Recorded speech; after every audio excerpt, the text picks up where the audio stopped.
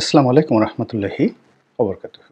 সম্মানিত দর্শক, আওয়ামী লীগের সাধারণ সম্পাদক জনাব ওবায়দুল কাদের দীর্ঘদিন ধরে বাংলাদেশে আলোচিত ব্যক্তিত্ব। তার বর্ণিল কথাবার্তা, তার কেতাদুরস্ত পোশাক পরিচ্ছদ, হাতে মূল্যবান আংটি এবং তার চেয়েও মূল্যবান ঘড়ি। কেউ কেউ বলেন কোনো ঘড়ির দাম 50 কোটি টাকা, কেউ কেউ বলেন 50 লক্ষ টাকা।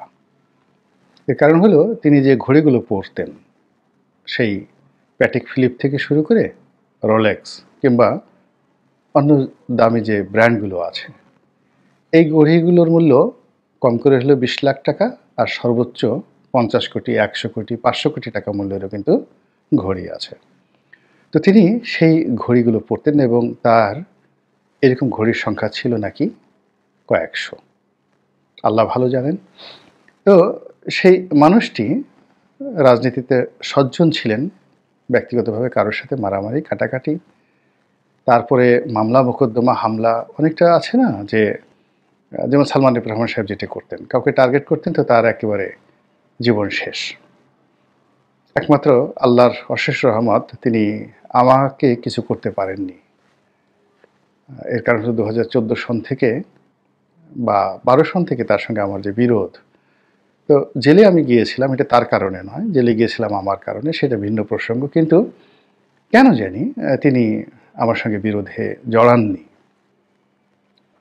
জড়ালে কী হতো সেটা পরের ব্যাপার। কিন্তু সালমান এফ রহমান যদি কারো স্ত্রীর দিকে তাকিয়েছেন, কারো সম্পত্তির দিকে তাকিয়েছেন, কারো প্রতিষ্ঠানের দিকে তাকিয়েছেন, কারো জমির দিকে তাকিয়েছেন, কারো ব্যবসা বাণিজ্যের দিকে তাকিয়েছেন, ও দিকে অমনি কিয়ামত হয়ে গিয়েছে। এরকম একটা জাস্ট একটা উদাহরণ দিলাম। এরকম আওয়ামী লীগে হয়তো হাজার হাজার মানুষ সারা বাংলাদেশে ছিল, যাদের টার্গেটই ছিল অন্য মানুষের সম্পদ হরণ, তারপরে অন্য মানুষের সঙ্গে শত্রুতা করা এবং তাদের অপছন্দের মানুষদেরকে একেবারে জাহান্নামে পাঠিয়ে দেওয়া। তো সেই দিক থেকে জনাব ওবায়দুল কাদের অনেকটা অজাত শত্রু প্রকৃতির মানুষ ছিলেন। তিনি দলীয় নেতাকর্মীদেরকে বেশি একটা পাত্তা দিতেন না, আর কাছাকাছি গেলে বড় জোরে একজনকে একটু গালি দিতেন, বকা দিতেন, এই পর্যন্তই ছিল।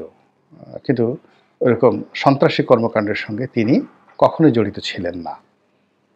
দ্বিতীয়ত, তিনি আপাদমস্তক একজন শিক্ষিত মানুষ, প্রচুর পড়াশোনা করতেন এবং তিনি ভালো ছাত্র, মানে ম্যাট্রিক ইন্টারমিডিয়েট অনার্সে খুবই ভালো ছাত্র ছিলেন। বর্ণাঢ্য রাজনৈতিক ক্যারিয়ার, খুব ভালো বক্তব্য দিতেন যৌবনে। তারপর সৌভাগ্যবান, তিনি বসে থেকেছেন বেশিরভাগ সময়টিতে, কিন্তু প্রকৃতি তাকে সুযোগ করে দিয়েছে। সেই সুযোগের বরপুত্র হিসেবে তিনি আওয়ামী লীগের মতো একটা বড় দলে সাধারণ সম্পাদক ছিলেন এবং এই দলের সবচেয়ে গুরুত্বপূর্ণ মন্ত্রিত্বের পদটি দীর্ঘদিন ধরে তিনি তার দখলে রেখেছিলেন, যদিও শেখ হাসিনার সঙ্গে তার ব্যক্তিগত সম্পর্ক কোনো কালেই ভালো ছিল না। এই সৌভাগ্যের যে বরপুত্র মানুষটি, তিনি আওয়ামী লীগের যে বিপদের সময়, সেই বিপদের সময় কিন্তু তিনি সৌভাগ্য দ্বারা তিনি আশীর্বাদ পুষ্ট হয়েছেন। কারণ হলো এই দলের সবচেয়ে প্রভাবশালী লোকজন, যেমন ধরুন শাহজাহান খান সাহেব। শাহজাহান খান কেবলই যে একজন রাজনীতিবিদ তা নন, তিনি এদেশের শ্রমিক আন্দোলনের, পরিবহন শ্রমিক আন্দোলনের প্রবাদ পুরুষ এবং তার নির্বাচনী এলাকায় যথেষ্ট জনপ্রিয়। তিনি এই প্রথম এরকম একটা বিপর্যস্তকর অবস্থার মধ্যে পড়লেন। তিনি পালাননি বা পালাতে পারেননি। এরপরে হাসানুল হক ইনু, রাশেদ খান মেনন, বর্ণাঢ্য রাজনৈতিক ক্যারিয়ারের অধিকারী। তাদের সাহস, তাদের শক্তি, এটি বাংলাদেশের কিংবদন্তি। কেবল শেখ হাসিনার জমানাতে তারা যে কাজগুলো করেছেন, এইটুকু যদি আপনি বাদ দেন, তাহলে বাকি জীবনটাই এদের ঐতিহ্য দিয়ে ভরা, in terms of family background, in terms of education and everything. এরপর যদি আপনি আনিসুল হকের কথা চিন্তা করেন, আইনমন্ত্রী আনিসুল হক, সিরাজুল হক সাহেবের ছেলে, বাংলাদেশের সবচেয়ে নামকরা উকিলদের মধ্যে একজন, সর্বকালের 100 বছরের সেরা উকিলদের মধ্যে অন্যতম সেরা উকিল ছিলেন তার বাবা, এবং তিনিও যথেষ্ট নামকরা অ্যাডভোকেট, বিশেষ করে ক্রিমিনাল লতে। আইনমন্ত্রী ছিলেন, পালাতে পারেননি। তারপরে সালমান এফ রহমান, সালমান এফ রহমান সাহেব দেশের শীর্ষ ব্যবসায়ী, শেখ হাসিনার একেবারে রাইট ইন হ্যান্ড ছিলেন। তারপর উনি এরশাদ জামানাতেও ক্ষমতাধর ছিলেন, বিএনপি জমানাতেও তার ক্ষমতা কোনো অংশে কম ছিল না। এরপর পাকিস্তানে তার বাবা কেন্দ্রীয় সরকারের মন্ত্রী ছিলেন, একেবারে সেই প্রথম দিকে ফজলুর রহমান। তো এই মানুষটি পালাতে পারেননি। তার পালানোর জন্য হেলিকপ্টার ছিল, নিজস্ব হেলিকপ্টার ছিল। তার পালানোর জন্য বাংলাদেশে অনেক তার অনেক এরকম শিল্প কলকারখানা ছিল যেখানে 20,000 লোক চাকরি করে। তো তিনি পালাতে পারেননি। এভাবে আরও বহু লোক যারা ধরা পড়েছেন। তো সেই দিক থেকে ওবায়দুল কাদেরের আসলে ওরকম বাড়ি গাড়ি কয়টা আছে আমি জানি না, কিন্তু আমার জানা মতে ওনার এরকম পালিয়ে থাকার মতো শিল্প কলকারখানা, বন্ধু বান্ধব নাই বললেই চলে। যা আছে আওয়ামী লীগের রাজনৈতিক নেতাকর্মী। তারপর তিনি একটা মধ্যবিত্ত পরিবার থেকে এসেছেন, ফলে গ্লোবালি যে একটা অ্যারিস্টোক্রেসি রয়েছে সেটা তার মধ্যে নেই।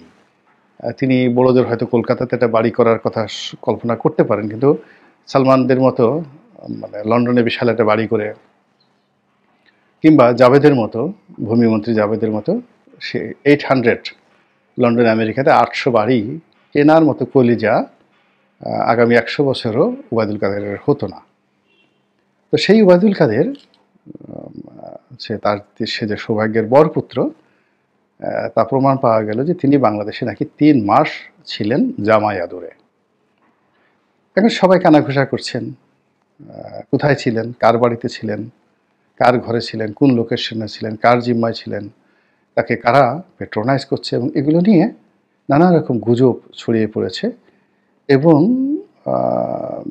বাংলাদেশে একটি অ্যাপেক্স কোর্ট, বড় কোর্ট, সেটা হলো এই যে যুদ্ধাপরাধীদের বিচার করার যে আদালত, আইসিটি, তো সেই কোর্ট থেকে সরকারের প্রতি কারণ দর্শানোর নোটিশ জারি হয়েছে যে ওবায়দুল কাদের কী করে পালিয়ে গেলেন। আমরা জেনেছিলাম যে ওবায়দুল কাদের বাংলাদেশে আছেন, তিনি খুবই অসুস্থ, আগের থেকে অসুস্থ, তিনি হয়তো মরে গেছেন, তার লাশ ডিপ ফ্রিজে রাখা হয়েছে, এরকম একটা খবর কিন্তু ছড়িয়ে পড়েছিল। এবং আমিও একটা ইঙ্গিত দিয়েছিলাম একটা, যাকে বলা হয়, ভিডিওতে। তারপর আমরা মনে করেছিলাম তিনি প্রথম দফাতে ভারতে গিয়েছেন এক গ্রুপ, সেখানে তিনি নিরাপদ আছেন। কিন্তু তিনি একেবারে নিরাপদে বাংলাদেশে 3টি মাস ছিলেন, এটি কিন্তু রীতিমতো লোমহর্ষক, ভয়াবহ একটি সংবাদ। দ্বিতীয়ত হলো আফটার 3 মান্থ, সরকারের যে 100 দিন পূর্ণ হলো বা সরকারের 90 ডেজ পূর্ণ হলো, এই 3 মাস পর তিনি আমাদের চোখে ধুলো দিয়ে, আমাদের সামনে এইভাবে তুড়ি বাজিয়ে, তারপরে ভেংচি কেটে, অনেকে আছে না যে অনেক দেখবেন অনেক বুড়ো বুড়ো মানুষও ভেংচি কাটে, এবং অনেক যাকে বলা হয় এটা অসম্ভব ব্যাপার, আপনি উইনস্টন চার্চিলের মতো মানুষ ধরুন ভেংচি কাটলো, জেনারেল আইসেন হাওয়ারের মতো মানুষ ভেংচি কাটলো, আর ডোনাল্ড ট্রাম্প তো কথায় কথায় ভেংচি কাটেন। মানে বাচ্চারা যেভাবে দেখেন না, ওই যে জিব্বা বের করে ভেঙ্গায়, দাঁত কিরমির কিরমির করে, মানে তার অন্য প্রতিপক্ষকে ছোট করার জন্য মানে ভেংচি কাটে, এরকম ভেংচি কাটা। তো এখন বাংলাদেশে এই যে আমাদের এত বড় একটা বিপ্লব হলো, আমরা এত কিছু করলাম, তো আমরা এই 3 মাস ওবায়দুল কাদেরকে খুঁজে পেলাম না, এবং তিনি এই 3 মাস বাংলাদেশে জামায়াত দরে থেকে আমাদের চোখের সামনে তিনি ভেংচি কেটে চলে গেলেন। এটা আমরা যারা এই আন্দোলনের পক্ষের শক্তি মনে করি আমাদের জন্য অবমাননাকর এবং অসম্মানজনক। তো যাই হোক, বাস্তবতা হলো তিনি ছিলেন, এবং তিনি আরও বাস্তবতা হলো তিনি এখান থেকে নিরাপদে চলে গিয়েছেন দিল্লিতে অথবা কলকাতাতে। এর দ্বারা কি বোঝায়? অর্থাৎ তাকে যারা নিয়েছে, নিঃসন্দেহে এখানে দিল্লি আরও স্পষ্ট করে বললে তাদের গোয়েন্দা সংস্থা র এটা নেপথ্যের কারিগর ছিল।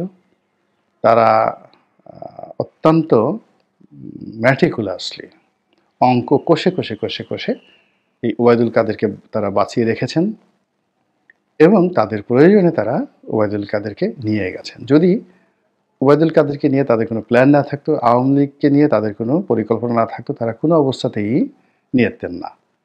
এখানে বোঝার চেষ্টা করুন যে বাংলাদেশে কিছু লোক তাকে পাঠানোর জন্য যারা দরজা খুলে দিয়েছে, তারা হয় বাধ্য হয়েছে অথবা টাকা পয়সার দ্বারা লোভাতুর হয়েছে। কিন্তু এটা দ্বারাই সব কিছু নয়। এখানে ওবায়দুল কাদেরের মতো একজন হেভিওয়েট মানুষকে যদি বাংলাদেশ থেকে ভারতে যেতে হয়, তাহলে অনেকগুলো ধাপ তাকে পার হতে হয়েছে এবং এই ধাপের সঙ্গে রাষ্ট্রীয় পর্যায়ের গুরুত্বপূর্ণ ব্যক্তিদের গ্রিন সিগন্যাল এবং সেই গ্রিন সিগন্যাল দেওয়ার ক্ষেত্রে সর্বোচ্চ পর্যায় থেকে সর্বনিম্ন পর্যায়ে সেই গ্রিন সিগন্যালটি কাজ করেছে এবং সেই গ্রিন সিগন্যাল দেওয়ার ক্ষেত্রে ভারত যে দাদাগিরি করেছে এবং ভারত যে কমান্ড দিয়েছে এবং সেই কমান্ড যে তারা পালন করেছে, এতে কোনো সন্দেহ নেই। তাহলে আমরা আলোচনাটা এভাবে চলে আসি, যদি ওবায়দুল কাদের ভারতে গিয়ে থাকেন বা গিয়েছেন, এই বাস্তবতা মেনে নিলে তাকে ভারত আসলে নিয়েছে, আহ্বান করে নিয়েছে। কেন নিয়েছে? এর কারণ হলো ওবায়দুল কাদেরকে দিয়ে তারা এমন কিছু করাতে চায় বা ওবায়দুল কাদেরকে বাংলাদেশে আবার তারা ফেরত পাঠাতে চায় তাদের প্রতিনিধি রূপে রাজনীতিতে আওয়ামী লীগকে পুনর্বাসিত করতে। এতে কোনো সন্দেহ নেই।